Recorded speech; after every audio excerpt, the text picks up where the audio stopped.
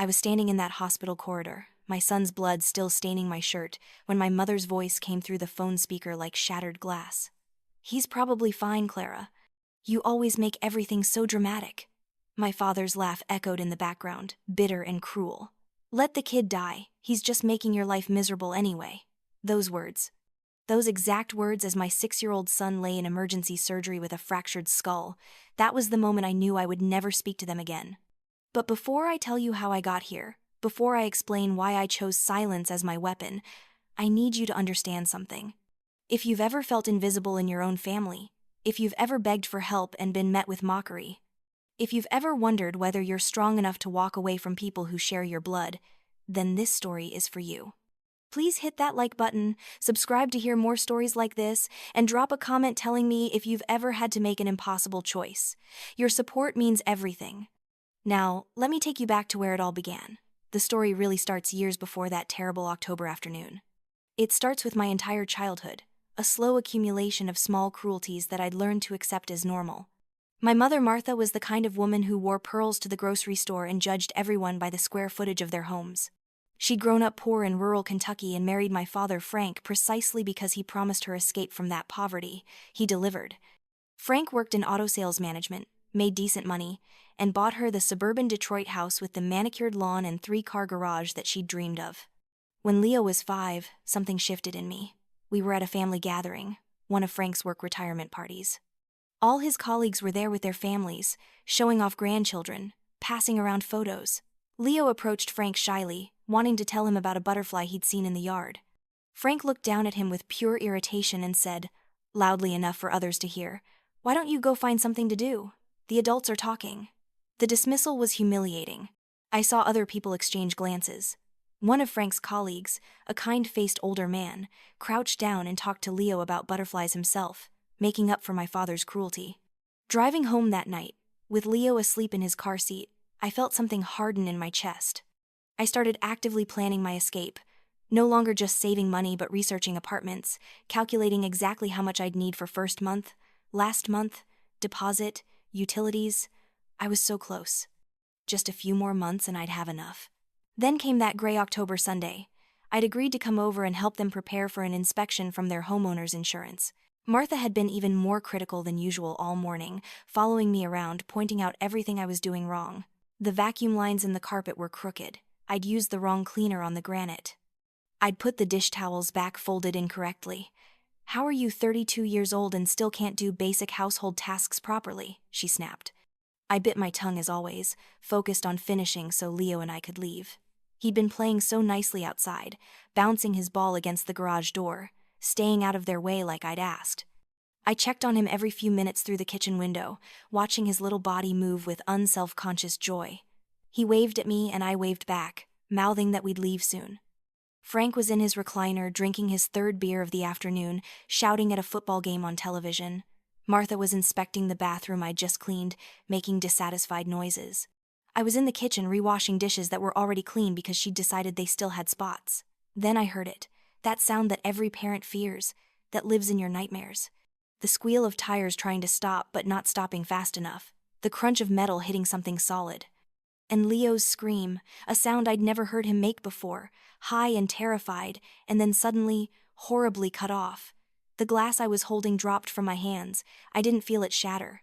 I was already running, my legs carrying me before my brain processed anything beyond, "Get to Leo, get to him now." I crashed through the screen door so hard I tore it off one of its hinges. I ran down the porch steps and into the driveway. Leo was on the sidewalk. He'd been hit hard enough to throw him several feet from where he'd been playing. His little body was twisted wrong, one leg bent under him at an angle that made my vision go dark at the edges. His right arm was clearly broken, bone visible through torn skin.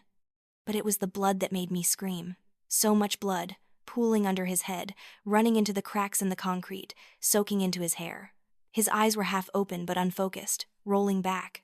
His chest was moving but the breaths were shallow, gasping. I fell to my knees beside him, my hands shaking so badly I could barely touch him. I pressed my palms against the wound on his head, trying to stop the bleeding, but it just kept coming, hot and slick and terrifying. "Leo, baby, stay with me. Please stay with me." "Mama's here. I'm right here." My voice came out as a sob. His lips moved like he was trying to talk, but no sound emerged. Blood trickled from the corner of his mouth. The car that hit him was stopped in the street. An elderly man, probably in his 70s, was climbing out with shaking hands, his face white with shock. I didn't see him. He just ran out. I swear I didn't see him. He was crying. Call 911, I screamed at him. Please, call for help. He fumbled for his phone with trembling fingers. I looked back toward the house. The screen door I'd torn open was hanging crooked. Surely my parents had heard the impact, heard my scream, heard the commotion. Surely they were calling for help, running to get towels, doing something. Martha appeared in the doorway. She wasn't running. She was walking at her normal pace, one hand on her hip, her face arranged in an expression of supreme annoyance. What on earth is all this screaming about? Do you have any idea how loud you're being? The neighbors will think something terrible is happening. Something terrible is happening.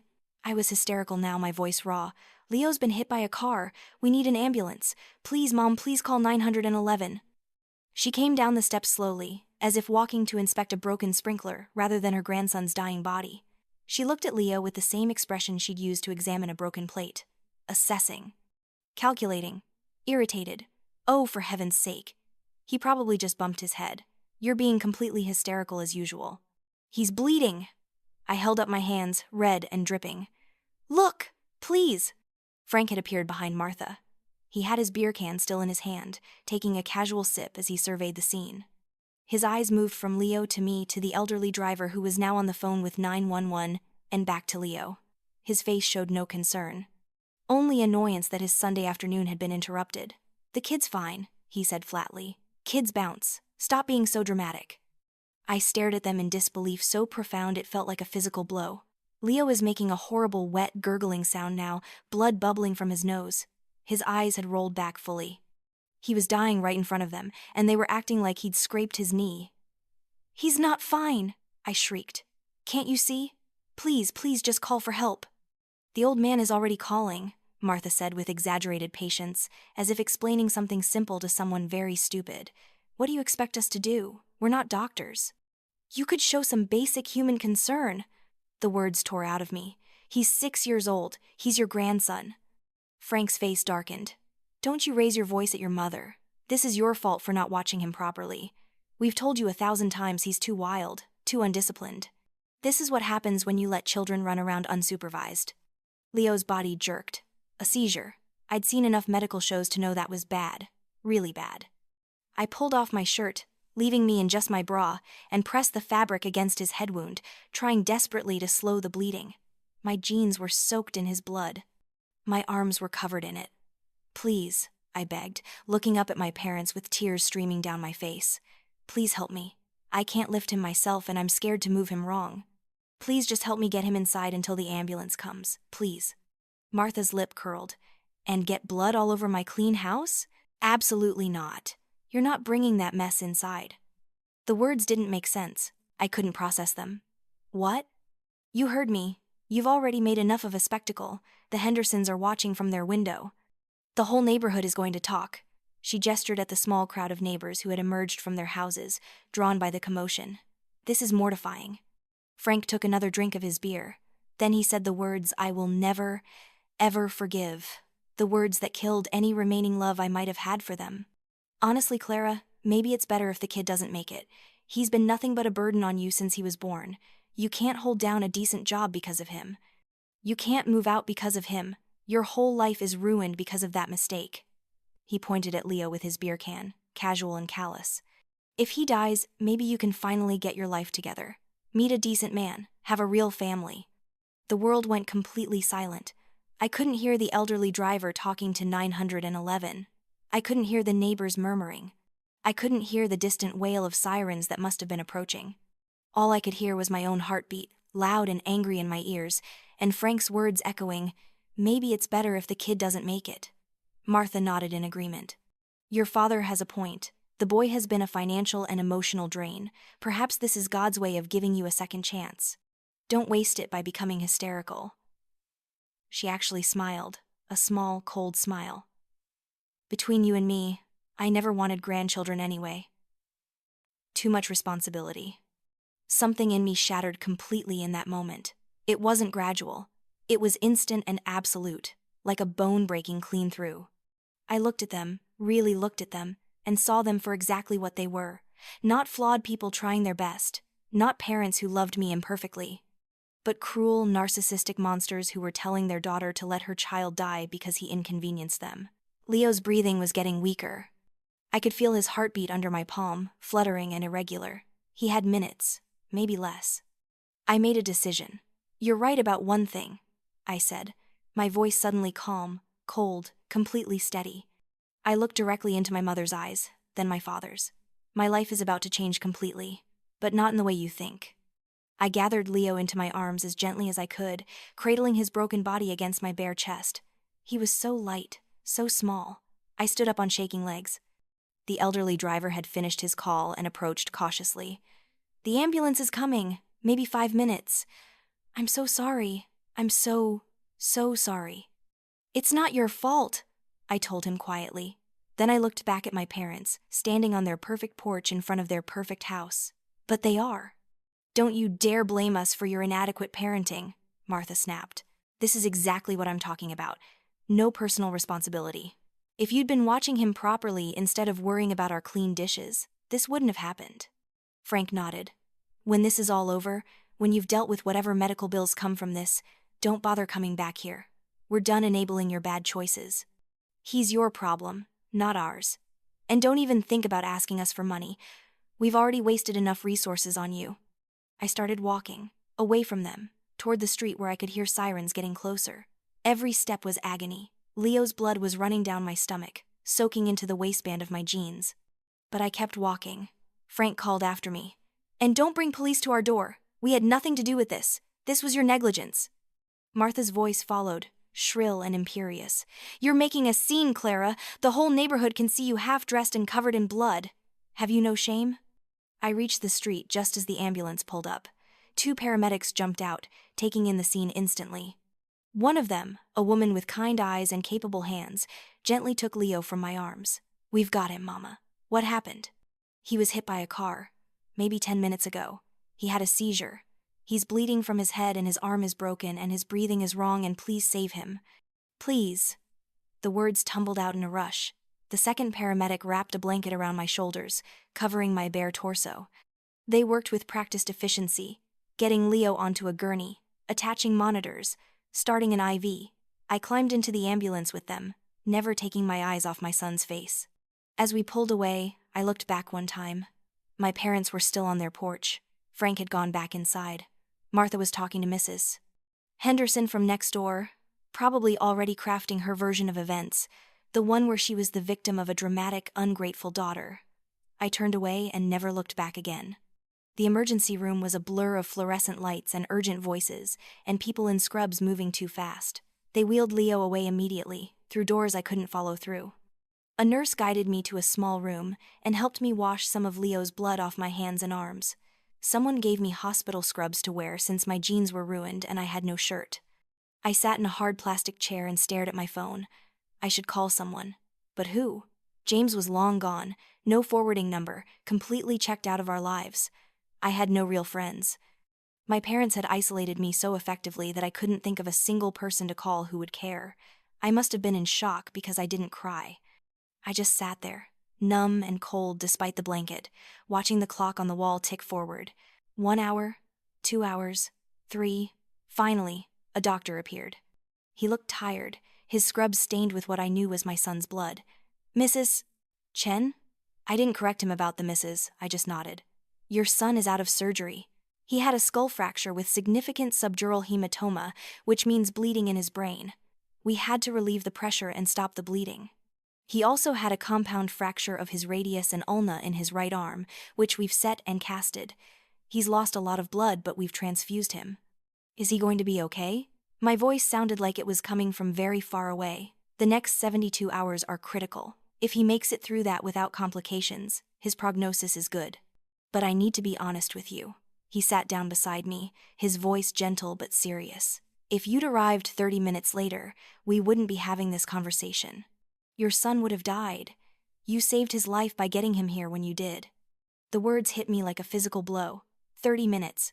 If I'd listened to my parents, If I'd believed them when they said he was fine, if I'd waited for the ambulance at their house instead of running toward it, Leo would be dead. Can I see him? Soon. He's in pediatric ICU. He's intubated and on several medications. It's going to be scary to look at, but he's alive. The doctor squeezed my shoulder. You did good, Mom. You kept him alive. After he left, I sat there processing. My parents hadn't just refused to help. They'd actively tried to prevent me from getting help. They'd told me he was fine. They'd told me not to make a scene. They'd suggested it might be better if he died. Not in a moment of panic or shock, but deliberately, looking right at me, meaning every word. A nurse came to take me to Leo's room. I followed her through winding corridors painted in soothing colors that did nothing to soothe me. The pediatric ICU was quieter than the emergency room, hushed voices and soft beeping machines. Leo looked so small in that hospital bed, surrounded by wires and tubes and machines. His head was wrapped in white bandages, his face was swollen and bruised, both eyes blackened from the head trauma. The ventilator tube going down his throat looked obscene, too big for his little mouth. His casted arm rested on a pillow. Someone had cleaned the blood off him, but I could see traces of it in his hairline, in the creases of his neck. I pulled a chair close to his bedside and took his left hand, the one that wasn't broken, the one that wasn't full of IV lines. His fingers were cold. I wrapped both my hands around them, trying to warm them. I'm here, baby, I whispered. Mama's here. I'm never leaving you. Never. The machines beeped steadily. His chest rose and fell mechanically, driven by the ventilator. But he was alive. Against all odds, despite my parents' indifference and cruelty, he was alive. I stayed in that chair for the next 2 days. Nurses brought me food I didn't eat and coffee I couldn't taste. I dozed off occasionally, jerking awake in panic until I could see Leo's chest moving, confirm he was still breathing. My phone rang multiple times. I didn't even look to see who was calling. Nothing and no one mattered except Leo. On the 3rd day, as early morning light was just starting to filter through the window, Leo's fingers moved in mine. Just a small twitch, but I felt it. Leo? Baby, can you hear me? His eyes moved under his closed lids. That's it, honey. Come back to me. A nurse rushed in, checking monitors. He's starting to wake up. That's excellent news. Let me page the doctor. Over the next few hours, Leo surfaced slowly from the medically induced coma they'd put him in after surgery. They removed the ventilator, and though his breathing was raspy, he was breathing on his own. His eyes opened, unfocused at first, then gradually finding my face. Mama? His voice was barely a whisper, rough from the breathing tube. I'm here, baby. I'm right here. You're okay. You're going to be okay. Tears were streaming down my face, the first I'd cried since the accident. What happened? He tried to move and winced. Hurts. You were in an accident. But you're safe now. Mama's got you. He closed his eyes again, exhausted from the effort of those few words. But he was awake. He was talking. He was going to survive. The doctor confirmed what I'd barely let myself hope for. The swelling in his brain is going down. All his vital signs are improving. Barring any complications, your son is going to make a full recovery. He's a very lucky boy. Lucky? I thought about my parents standing on their porch, suggesting it might be better if he died. Lucky wasn't the word I'd use. Surviving felt more like spite than luck. That afternoon, while Leo was sleeping, I finally checked my phone. 17 missed calls, all from my parents' number. No voicemails. They wouldn't lower themselves to leaving messages. There were 3 text messages from my mother. The first, your little tantrum has caused us considerable embarrassment with the neighbors. When you're done being dramatic, you owe us an apology. The second, sent 6 hours later. I assume the boy is fine since we haven't heard from police or a hospital. Stop ignoring your parents. The third, sent that morning. Your continued silence is disrespectful and childish. We expect you to call us immediately. Nothing about Leo. No concern for whether he was alive or dead. Just annoyance that I'd embarrassed them and wasn't responding to their demands. I blocked both their numbers. Then I blocked them on every social media platform. Then I sat there, waiting to feel guilty or uncertain. But all I felt was an overwhelming sense of relief, like a weight I'd been carrying my entire life had finally been lifted off my shoulders. A soft knock on the doorframe made me look up. A young woman stood there, holding a small teddy bear. She looked vaguely familiar, and after a moment I placed her. The convenience store. She'd been at the convenience store 3 days ago when everything happened, though it felt like a lifetime.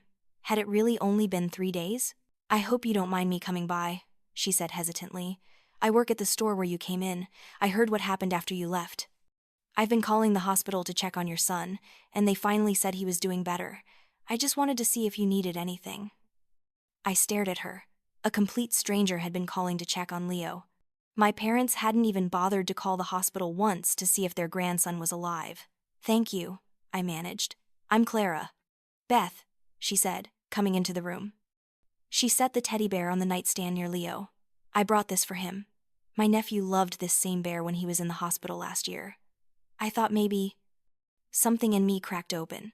This stranger was showing more compassion than my own family. I started crying, really crying, not just tears but full-body sobs. Beth pulled another chair close and sat with me, her hand on my shoulder, not saying anything, just being present, while I fell apart. When I could finally talk, I told her everything. About my parents. About their refusal to help. About Frank's words, maybe it's better if the kid doesn't make it. About Martha's concern that I was making a scene rather than that Leo might die. Everything I'd been holding in for 3 days poured out. Beth listened to all of it. When I finished, she was quiet for a long moment. Then she said, "You're never going back to them, are you?" "No, never." "Good. You shouldn't." She met my eyes steadily. "I don't know you very well, but I know this. Any parent who could say those things about a child doesn't deserve to be in your life. You and Leo are better off without them. I don't have anywhere to go. I can't afford an apartment on my own. All my savings will probably go to medical bills." "Let me look into some things," Beth said. "I have connections through my church, people who might be able to help with housing or childcare or something. You don't have to figure this all out today." Leo stirred and whimpered. I immediately stood, leaning over him. "Mama's here, baby. Does something hurt?" His eyes opened. They found Beth first, confused, then found me. "Who's that?" "This is my friend Beth. She's here to check on you." "Hi, Leo," Beth said softly. "I heard you're a very brave boy." He tried to smile, but it turned into a grimace. "Hurts." I called for the nurse, who came and adjusted his pain medication. Within minutes, Leo relaxed back into sleep. Beth stayed for another hour, just sitting with me, sometimes talking, sometimes in comfortable silence.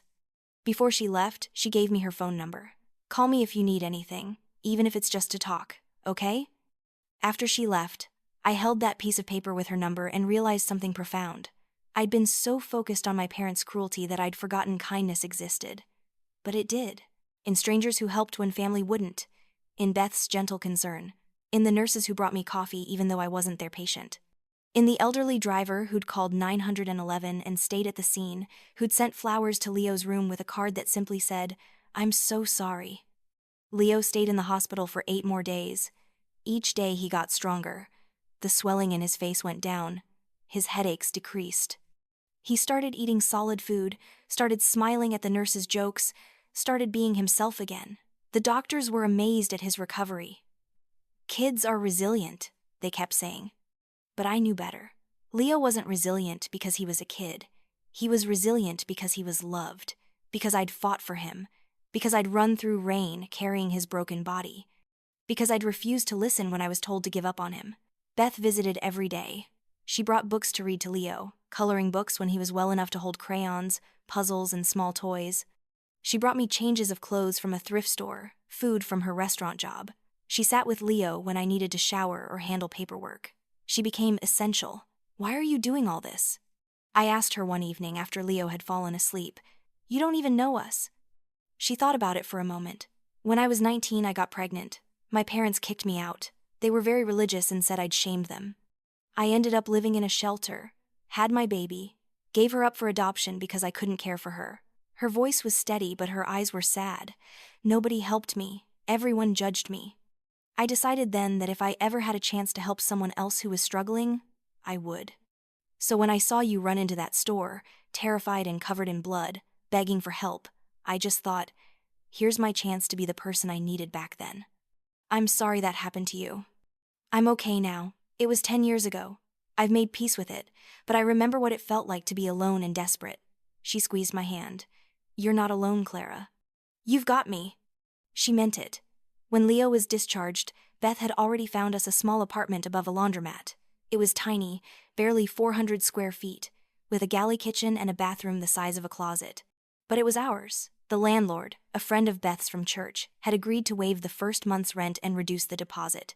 Beth had even furnished it with basics from donations she'd collected: a used mattress for me, a toddler bed for Leo, some pots and pans, plates and cups. Moving day was surreal. Everything I owned fit in Beth's car in one trip. Mostly Leo's toys and clothes. I had almost nothing of my own.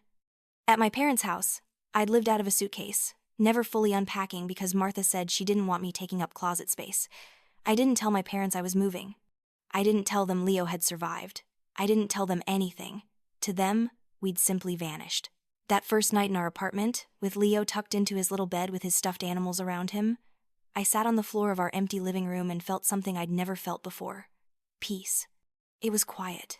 Nobody was criticizing me. Nobody was telling me I was doing everything wrong. The space was small and imperfect, but it was safe. Leo healed remarkably well. The doctors were impressed with his progress.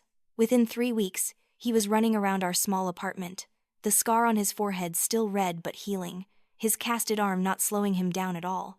He loved our new place. He loved having his own room, even though it was barely big enough for his bed and a small dresser. He loved the sound of the washing machines downstairs, said it was like a lullaby. He loved that we could eat dinner whenever we wanted without someone telling us we were doing it wrong. Beth helped me find a job doing bookkeeping for her friend Marcus, who ran a small accounting firm. The pay was decent, and he was understanding about my need for flexible hours while Leo recovered. I could work from home sometimes, come in late or leave early when Leo had doctor appointments. Marcus was in his 50s, kind and professional, and treated me with respect I wasn't used to receiving. For 6 weeks, we existed in this peaceful bubble. I'd wake up each morning and spend a few seconds confused about where I was before remembering we were free. No more walking on eggshells. No more constant criticism. No more fear that every small mistake would trigger an explosion. Just quiet, simple life. Then they found us. I was getting ready for work on a Tuesday morning, helping Leo button his shirt with one hand since his casted arm was still clumsy. There was a knock on the door, not the landlord's usual pattern. This was aggressive, demanding. Before I could even look through the peephole, my mother's voice pierced through the thin door. "Clara, open this door immediately." My blood went cold. Leo looked at me with wide eyes. "Is that Grandma?" "Stay here," I told him quietly. I opened the door but left the chain lock engaged, creating a 3-inch gap. Martha stood there, and the change in her appearance shocked me. She'd aged years in just 6 weeks. Her hair was unkempt, gray roots showing through the blonde dye. She wore no makeup, revealing dark circles under her eyes and deep lines around her mouth. Her clothes, while still expensive brands, were wrinkled. She looked diminished, smaller somehow. Frank stood behind her, leaning heavily on a cane I'd never seen before. He looked even worse. His face was gray, sagging. The confident swagger I remembered was gone, replaced by the shuffling uncertainty of someone much older. "What do you want?" I kept my voice flat, emotionless. Martha's face cycled through several expressions: surprise, then hurt, then anger. "What do we want? You disappeared without a word. You took our grandson away. We've been worried sick." The lie was so blatant it almost made me laugh. "You weren't worried when he was bleeding on your driveway. You weren't worried when you told me to let him die." "We never said that." Martha's voice went shrill. "You're twisting our words. We were in shock from the accident. You know your father has high blood pressure. Stress affects him terribly. We couldn't think clearly in that moment. You said, and I quote, 'Maybe it's better if the kid doesn't make it.' I looked at Frank. Those were your exact words, while your grandson was dying." Frank's face reddened. "Now you listen here, young lady. You don't get to twist things around and make us the villains. If you'd been watching Leo properly, none of this would have happened. This whole situation is your fault, and instead of taking responsibility, you ran away like a coward. I saved my son's life. That's what I did. While you stood there drinking beer and suggesting he was better off dead, I got him to a hospital. The doctors said 30 more minutes and he would have died. 30 minutes. That's how close your precious silence came to killing him." Martha waved her hand dismissively. "Doctors always exaggerate to make themselves look heroic. The boy was probably fine. Children are dramatic about injuries." I stared at her, genuinely amazed at the depth of her delusion. "He had a skull fracture. He needed brain surgery. He was in a coma for 3 days." "Well, he's clearly fine now, or you wouldn't have disappeared with him." Martha tried to peer past me into the apartment. "We need to talk about your living situation. This place is completely inappropriate for a child. The neighborhood is dangerous. You need to come home where we can help you. Help me. I repeated the words like they were in a foreign language. You want to help me? Of course we do. We're family. Martha's voice took on a wheedling tone I'd heard 1,000 times before, the one she used when she wanted something. Your father and I have been doing some thinking. We've realized we may have been too hard on you over the years. We'd like to make amends. Come home. We'll help you get back on your feet properly. What's really going on? I asked. Why are you really here? Martha's face tightened. I don't appreciate your accusatory tone. Answer the question. Frank shifted on his cane, avoiding eye contact. Martha's jaw clenched. Finally, she spoke. If you must know, we're having some temporary financial difficulties. Nothing serious, just some unexpected expenses. The housing market has been difficult, and your father's retirement portfolio hasn't performed as well as expected. We thought, as a family, we should come together to support each other. Understanding dawned cold and clear. You need money. We need family support during a challenging time, Martha corrected primly, just as we've always supported you. You've never supported me. You've criticized, controlled, and belittled me since I was old enough to understand words. And you stood by while my son nearly died. I started to close the door. The answer is no. To whatever you're here to ask for, whatever help you think you're entitled to, the answer is no. Martha's composure cracked. Her voice rose, taking on a desperate edge. Clara, please. You don't understand. We could lose the house. The bank is threatening foreclosure. Your father's been using our credit cards to cover expenses, and we can't make the minimum payments anymore. We're drowning. You told me to let my son drown in his own blood. Seems like poetic justice. Don't be cruel, Frank said, his voice weak. We made mistakes. We're sorry. Isn't that enough? No. I met his eyes through the gap in the door. Sorry isn't enough. Sorry doesn't undo what you said.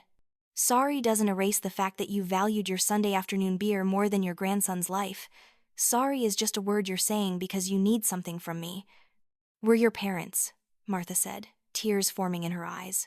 Real or calculated, I couldn't tell and didn't care. You owe us respect and help. We raised you. We fed you. We put a roof over your head. You did the legal minimum required to not go to jail for neglect. That doesn't entitle you to anything. I looked at both of them. These people I'd spent 32 years trying to please, trying to be good enough for. You want to know what you taught me? You taught me that love is conditional, that family is a weapon, that no matter what I do, I'll never be good enough. Well, congratulations.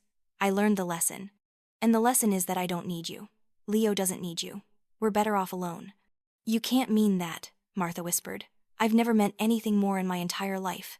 Please, Frank's voice broke. We have nowhere else to turn. Our friends have all pulled away. The neighbors know about our financial problems. We're ashamed to ask anyone else. You're all we have. And whose fault is that? I asked. You've spent decades burning bridges, treating people like they only mattered if they could do something for you. Now you're surprised you're alone. Behind me, I heard Leo call out, Mama, I can't find my backpack. Martha's face changed, softening into an expression I'd never seen before. Is that Leo? Can we see him? Please, Clara, just for a moment. We'd like to make sure he's okay.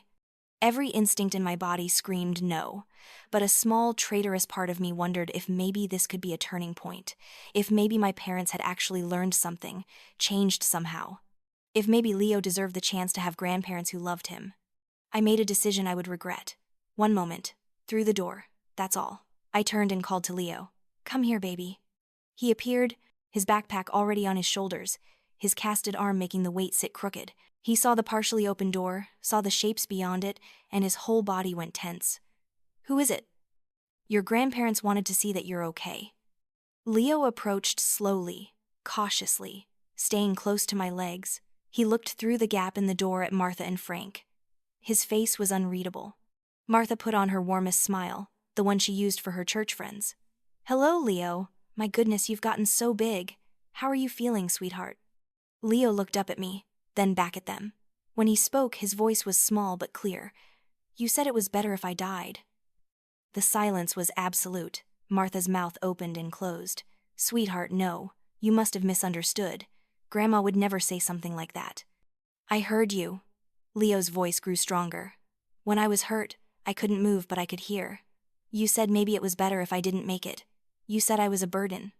You said Mama's life was ruined because of me. My heart stopped. Leo, baby, you remember that day? He nodded, his eyes filling with tears. I remembered when I heard Grandma's voice just now. It all came back. I thought it was a bad dream, but it wasn't, was it? They really said those things. I pulled him close, my hand protective on his head. Yes, honey. They really said those things. I'm so sorry you had to hear that.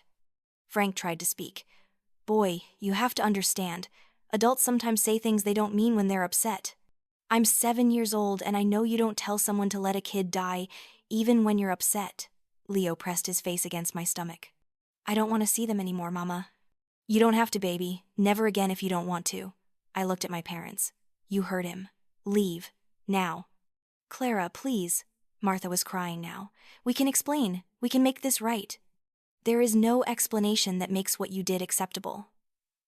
There is no making this right. You had one moment of truth and you used it to wish death on a child. Your grandson. My son. Leave before I call the police. We have nowhere to go.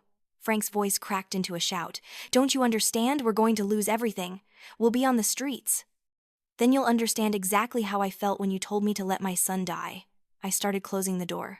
Goodbye. Wait. Martha shoved her hand through the gap, stopping the door from closing.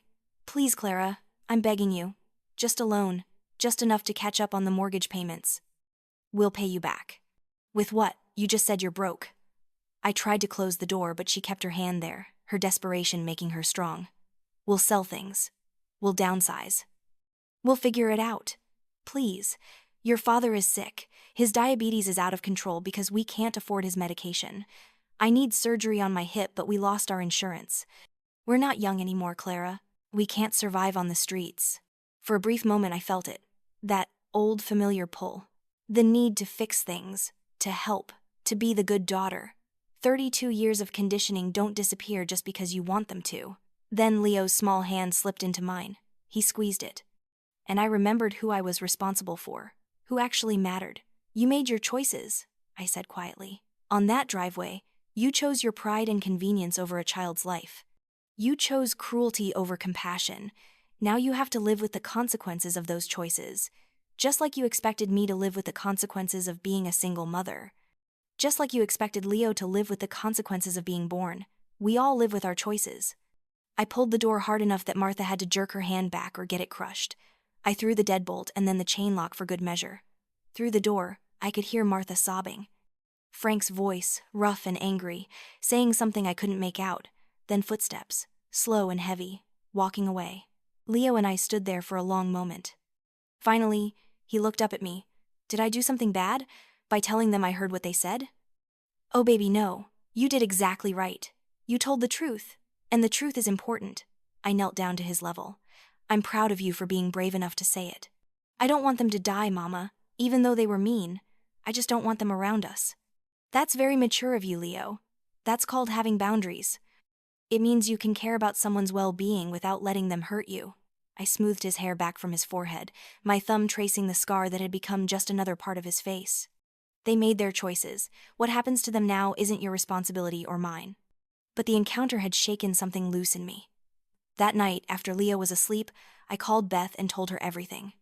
She listened quietly, and when I finished, she said, "You did the right thing. Don't second-guess yourself. What if they really do end up homeless? What if Frank dies because he can't afford his medication? How do I live with that? Clara, listen to me. You are not responsible for fixing the damage they did to their own lives. They had decades of good income. They chose not to save it, not to plan for the future. That's not your fault. And even if they were perfect financially responsible people who fell on hard times through no fault of their own, they still wouldn't be entitled to help from someone they abused. Society says you're supposed to honor your parents, take care of them when they're old. Society also says parents are supposed to love and protect their children.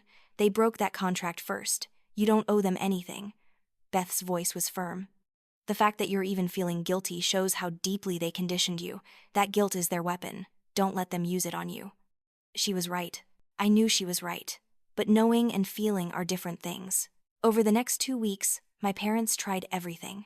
They came to the apartment 3 more times. I didn't open the door. They called from different numbers until I changed my number completely. They sent letters, increasingly desperate, detailing their financial situation in minute detail, as if showing me the numbers would somehow obligate me to help. One letter from Martha included photos. The house, looking shabby, lawn overgrown, paint peeling. A notice from the bank taped to the front door. My parents looking old and tired sitting on the porch steps. The last photo showed Frank's pill bottles, all empty, with a handwritten note. He's down to 1 insulin injection a day instead of 3. Doctor says it's dangerous. Please help. I put the letter in a folder and didn't respond. They contacted Marcus at my work. He very professionally told them he couldn't release any employee information, and if they contacted the business again, he'd consider it harassment.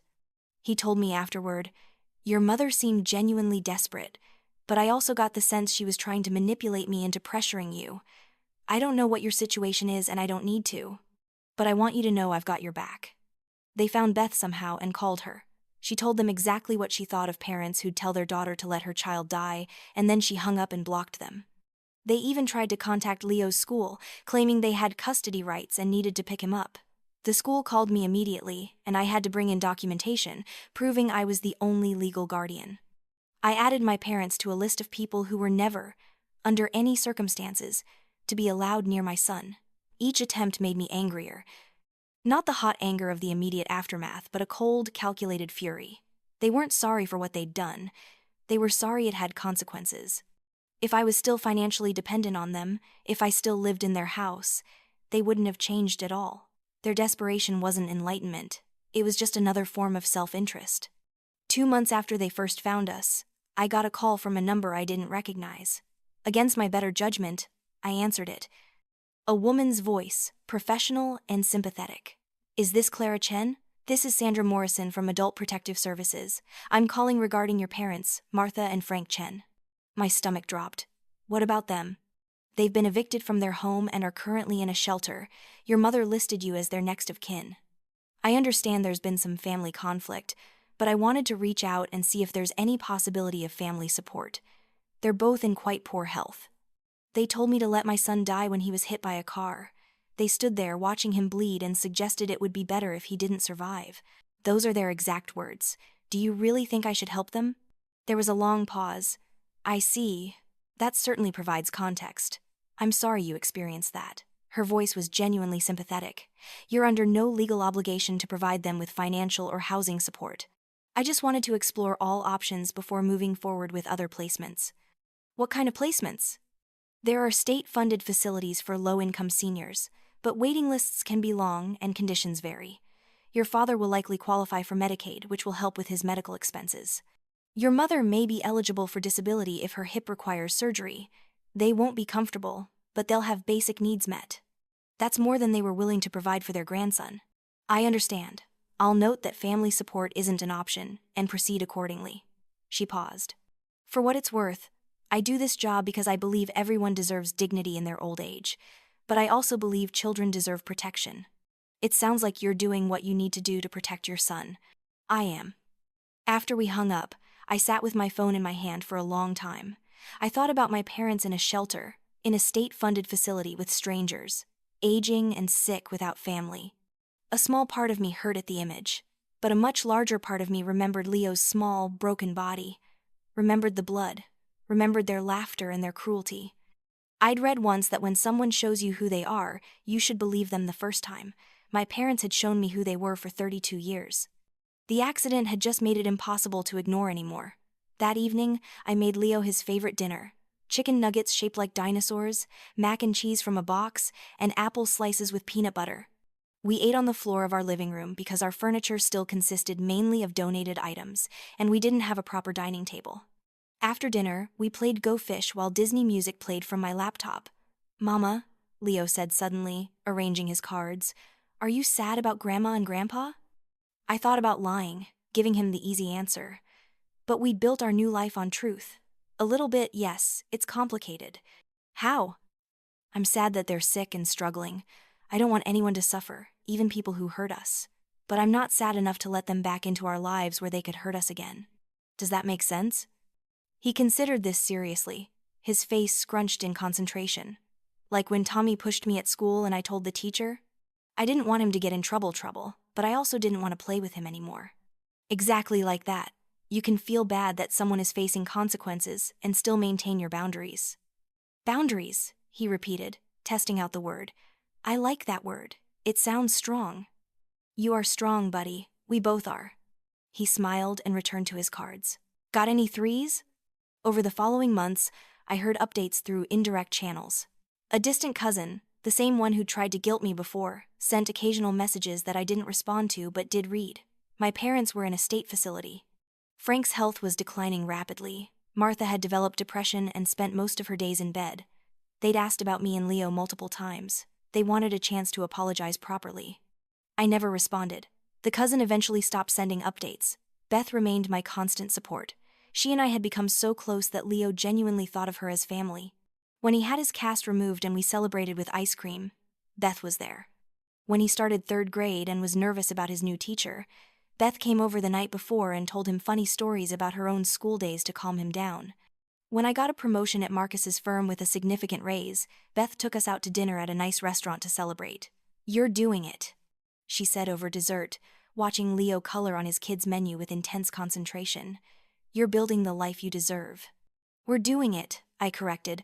I couldn't have done any of this without you. Maybe, but you're the one who had the courage to walk away. I just helped you figure out the logistics. She smiled. I'm proud of you, Clara.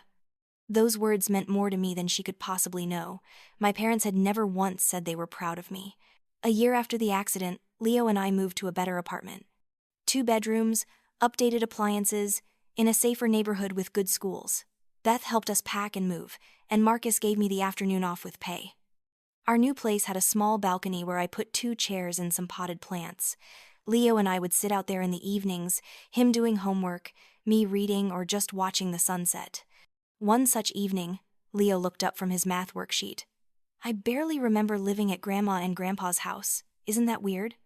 Not really. You were only 6, and a lot has happened since then. Do you remember it? Every detail. Do you think about them a lot? Less and less as time goes by. It was true. In the beginning, I'd thought about them constantly, cycling through anger and guilt and grief. But as months passed and our life stabilized, they occupied less and less space in my mind. Why do you ask? He shrugged. A kid at school said everyone has grandparents, and I said I didn't, and he said that was weird. But I don't think it's weird. We have Aunt Beth and Uncle Marcus. That's plenty. It is plenty, I agreed. Family isn't just blood. It's the people who show up for you, who love you without conditions, who celebrate your successes and support you through failures. We've got that. Yeah, we do. He went back to his homework, content with the answer. I sat there watching the sky turn pink and orange, thinking about the family we'd chosen versus the one I'd been born into. There was no comparison. What we had now was real. It was built on mutual respect and genuine affection, not obligation and guilt. 2 years after the accident, I received a formal letter from a law office. I almost threw it away without opening it, assuming it was another attempt from my parents to reach me. But curiosity won. I opened it. Frank had died. The letter was from a court-appointed attorney handling his minimal estate. He'd had a heart attack in the state facility where he'd been living. The letter informed me that as his only child, I was technically his next of kin and could claim the body for burial if I wished. If I didn't respond within 30 days, the state would handle his cremation and disposal. I read the letter 3 times. My father was dead. I waited for feelings to emerge. Grief. Something, but there was only numbness, the same numbness I'd felt that day at the hospital when the doctor told me 30 more minutes and Leo would have died. I didn't claim the body. I didn't arrange a funeral. I didn't tell Leo. I simply filed the letter away and let the state handle it. A week later, another letter arrived.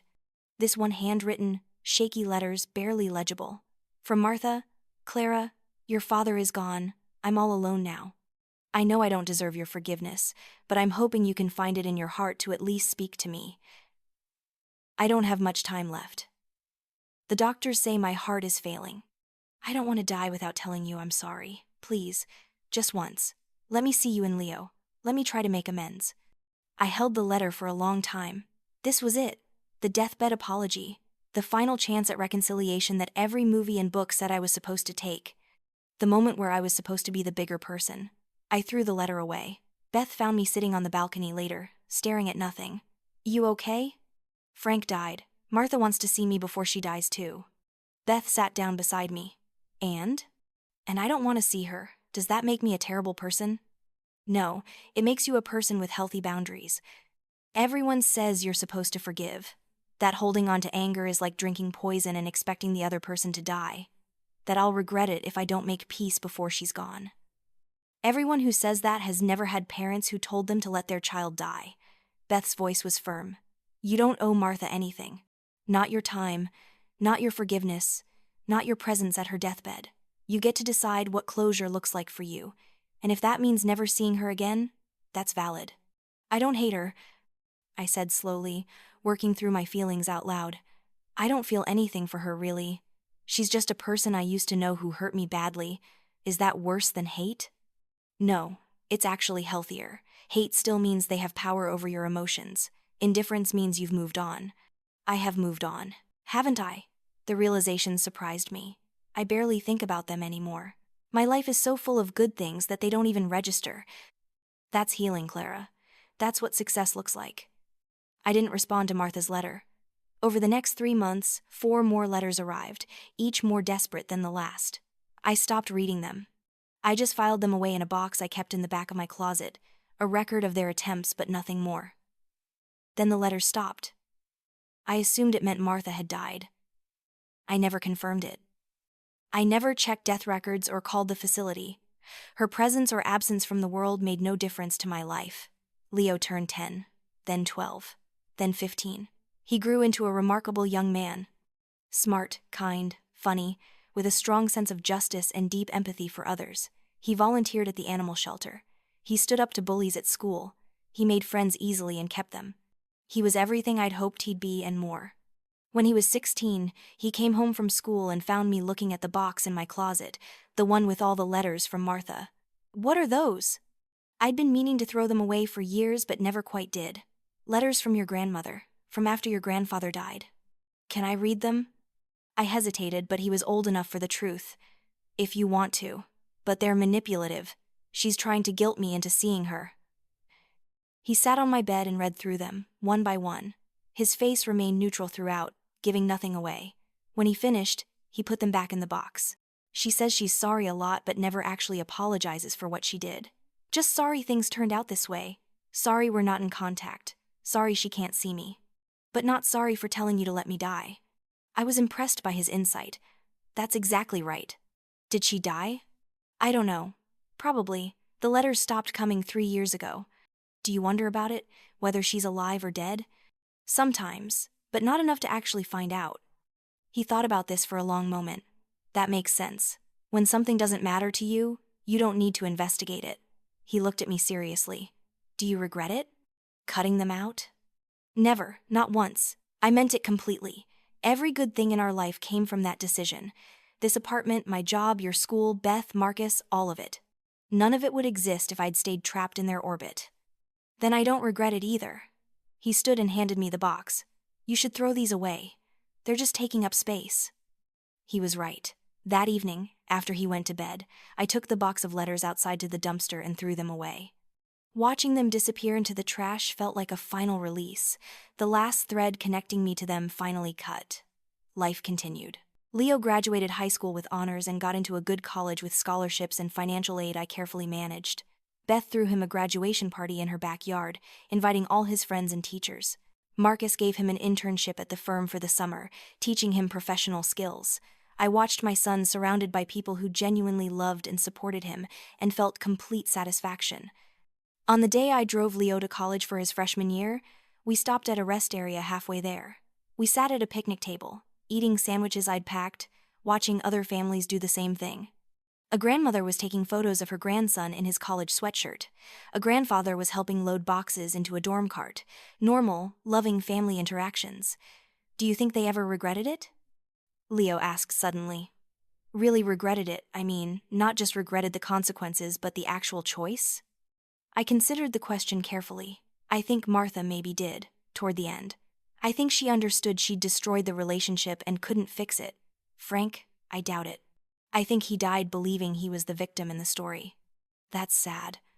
It is. But it was their choice. They had countless opportunities to be different, to do better. At any point, they could have chosen love over cruelty. They didn't. Does it feel like justice, that they ended up alone? Not justice, just consequences. Natural consequences of treating people terribly. I looked at my son, this incredible person I'd raised. The real justice is this: we survived. We thrived. We built a beautiful life without them. That's the best revenge, being happy. He smiled. I like that. Living well is revenge. The best kind. We finished our sandwiches and got back on the road, dropped him off at his dorm, helped him unpack, met his roommate. When it was time for me to leave, he hugged me tight. Thanks, Mom, for everything, for saving my life, for leaving them, for giving us the chance to be happy. You don't have to thank me for that. It's what parents are supposed to do. I know, but a lot of parents don't do it. You did. I drove home alone, music playing softly, feeling a profound sense of peace. My parents had tried to destroy us. They'd failed. We'd not only survived but flourished, built a life so full of love and support that their absence was barely noticeable. That night, in my quiet apartment, I made myself tea and sat on the balcony. The chair next to mine, Leo's chair, was empty. But not in a sad way, in a proud way. He was off starting his own adventure, confident and capable, carrying none of the scars my parents had tried to leave on him. I thought about the question Beth had asked me years ago. Did I regret cutting them off? The answer was still no. Would always be no. Because everything good in my life had come from that decision. The moment I chose Leo over them, chose my own well-being over their approval, everything changed. My phone buzzed. A text from Leo. Made it to my first class. Professor seems cool. Miss you already. I smiled and typed back. Miss you too. Have fun. Learn everything. Another text from Beth. Dinner tomorrow? I need to hear all about drop-off. And one from Marcus. Hope the drive went well. Got some new projects I think you'd be perfect for. We'll talk Monday. This was family. People who checked in, people who cared, people who showed up. Somewhere out there, my mother might still be alive in some facility. Or she might be dead. I genuinely didn't know and didn't need to. She'd made her choices. I'd made mine. And my choices had led to this moment. Peaceful, content, surrounded by chosen family, watching my son become the man he was meant to be. The scream of silence, I'd learned, was the loudest sound of all. My parents had expected me to break, to come crawling back, to prove their worldview that I needed them more than they needed me. Instead, my silence, my absence, my thriving without them, had been the ultimate refutation. We hadn't just survived without them, we'd flourished, and that was the only revenge I needed. Years continued to pass in quiet happiness. Leo graduated college, started a career in environmental science, fell in love with a wonderful woman named Adriana, who treated him with respect and kindness. They got married in Beth's backyard, a small ceremony with chosen family. Marcus walked Leo down the aisle since he'd been more of a father figure than Frank had ever been. I was 50 when Leo and Adriana had their first child, a daughter they named Elizabeth, after Beth. Holding my granddaughter for the first time, seeing Leo as a father, gentle and patient and completely devoted, I felt the final piece of healing click into place. This was generational change. Leo would never do to Elizabeth what had been done to him. The cycle of cruelty that my parents had tried to perpetuate ended with me. Their legacy wasn't pain and control. It was this: a family built on love, respect, and the hard-won knowledge that some silences speak louder than words ever could. So here's what I want to know from you. Have you ever had to choose between keeping the peace and protecting yourself? Have you ever walked away from people everyone told you to forgive? Have you ever discovered that the family you choose is stronger than the family you're born into? Drop your story in the comments. Hit that subscribe button if this resonated with you. And remember, you are never obligated to set yourself on fire to keep someone else warm, no matter what DNA you share.